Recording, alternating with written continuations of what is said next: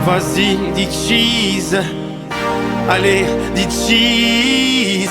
Eh bien, bonjour à toutes et à tous, bienvenue sur ce nouveau Full Throttle qui va parler aujourd'hui du GP de F1 en Autriche en 2025. Et donc, on va parler de 3 points, comme d'habitude.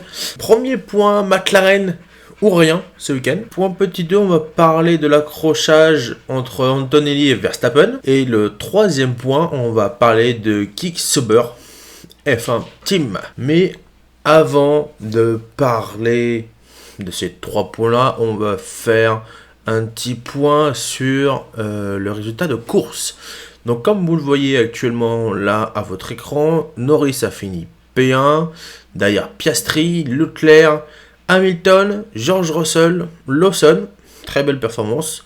7ème, Alonso, 8ème, Bortoleto, on en parlera tout à l'heure. 9ème, Nico Hülkenberg. Et derrière, il y a Esteban Ocon. Ce qui donne pour les 5 premiers dans les pilotes Piastri, qui a 216 points, 5 victoires, 9 podiums. Norris qui a 211 points, avec seulement 3 victoires et 9 podiums. Verstappen qui a 155 points, 2 victoires, 5 podiums. George Russell qui a 146 points, avec 1 victoire et 5 podiums. Et Leclerc qui a 0 victoire, mais 4 podiums avec 119. Commençons ce point 1. Clairement, McLaren était sur une autre planète, que ce soit en qualification, malgré le drapeau jaune qui va un peu niquer la qualification du moins de Verstappen. Déjà, McLaren était sur une autre planète. C'était un duel interne et une bataille fratricide entre ces deux-là, qui allait s'annoncer. Et allait arriver cette bataille. Parce que Piastri a passé Leclerc qui s'était qualifié P2 au premier virage. Et ainsi s'est passé à peu près 20 tours de bataille acharnée entre les deux. Avec des batailles au DRS. Avec des blocages des roues. Avec vers la fin les retardataires, qui ont fait perdre un peu de temps à Norris et qui ont un petit peu aidé Piastri, mais qui ont aussi aidé Norris parce qu'ils lui ont donné à un certain moment le DRS. Par contre, il y a une chose que je ne comprends pas, clairement, c'est pourquoi Piastri a attendu aussi longtemps après le premier box, quand il fait son blocage de roue.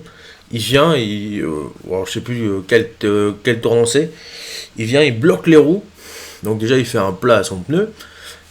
En plus, derrière, Norris box. Donc, pour couvrir Norris, qui est le seul, entre guillemets, danger à ce moment-là, eh bien, il aurait dû box aussi dans le tour qui venait. Encore, il n'aurait pas détruit sa gomme. Je dis pas, mais là, il avait détruit sa gomme. Donc, l'intérêt de rester en piste, aucun. Et malheureusement, il l'a payé en fin de course parce qu'il s'est retrouvé extrêmement loin, entre guillemets. Même si à la fin il revient à 1 seconde 2, parce qu'il était à 5 secondes je crois, un truc comme ça.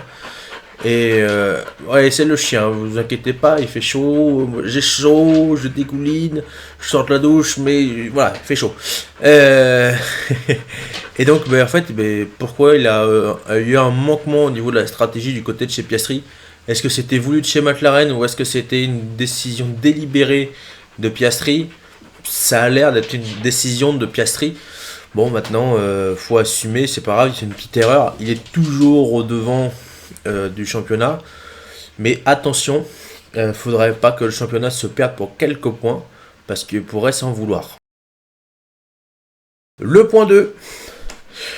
Donc là, on va revenir sur l'accrochage entre Antonelli et Verstappen, qui met fin à une série pour Red Bull qui est absolument terrifiante. Depuis le premier GP donc de Bahreïn 2022, il y avait toujours eu au moins une Red Bull dans les points. La stat est terrifiante. et qui prône bien un changement d'air entre guillemets où bah, la superficie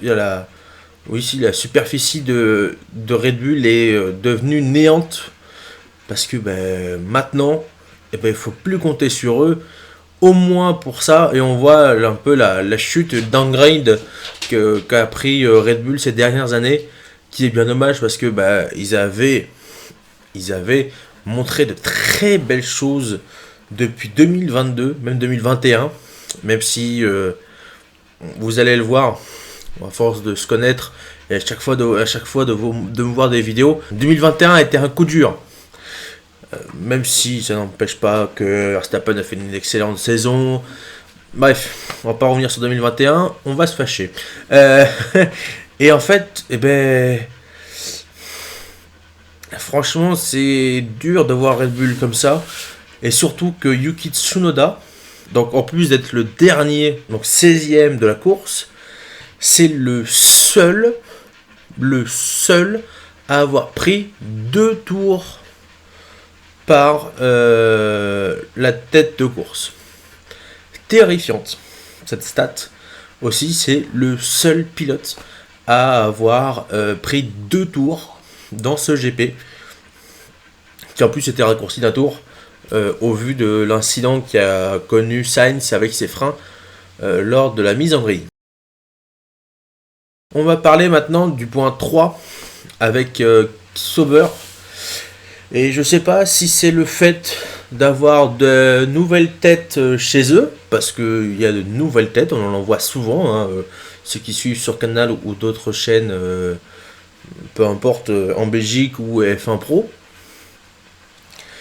Eh bien, il y a de nouvelles têtes chez Kick Sauber, et honnêtement, ça fait 2-3 GP qui sont en train de nous faire une masterclass.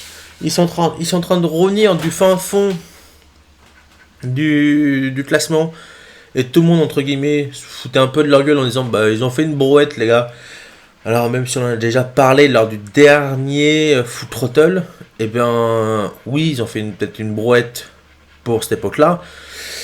Il y a 4-5 ans, ça aurait peut-être pas été autant une brouette par rapport au delta de performance.